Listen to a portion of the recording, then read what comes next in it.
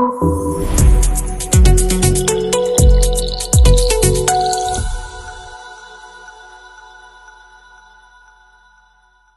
alaykum hammaga. Bugungi mavzuyimiz etika va axloq haqida suhbatlashamiz. To'g'ri, inson jamiyatda yashar ekan, boshqalar bilan o'zaro muloqotga kirishadi.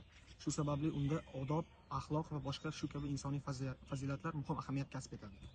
Axloq ma'naviyatning namoyon bo'lishidir. Odam o'z axloqi bilan asl qiyofasini ko'rsatadi.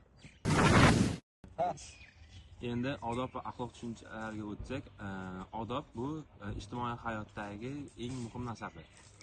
Xulq esa insonning jamiyatdagi eng muhim ijobiy xatti-harakatlar yig'indisi hisoblanadi. Shu sababli xulq inson hayotida muhim ahamiyat kasb etadi.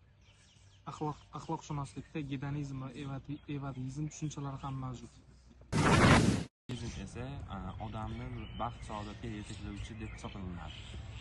Axloqiy tamoyillar inson hayotida muhim o'rin tutadi. Ular inson xatti-harakatlariga yo'l ko'rsatadi va ularning jamiyatda qaror topishi uchun ko'mak beradi. Axloq kategoriyalariga burch, insoflilik va adolat kabilar kiradi.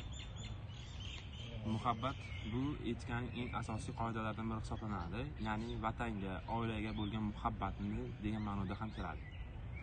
Halollik insonning so'zi va amallari bir xil bo'lishini ifoda etadi. Shu sababli halollik boshqalarga yaxshilik qilishni va boshqalarning huquqlarini hurmat qilishni ham ta'minlaydi. Insoflilik halollikdan ham ustun turadi.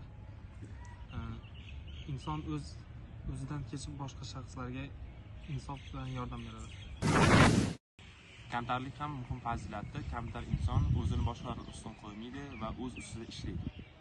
Xulosa qilib aytganda, axloq va odob inson hayotida ajralmas o'rin tutadi. E'tiboringiz uchun rahmat. Keyingi podkastda ko'rishguncha xayr.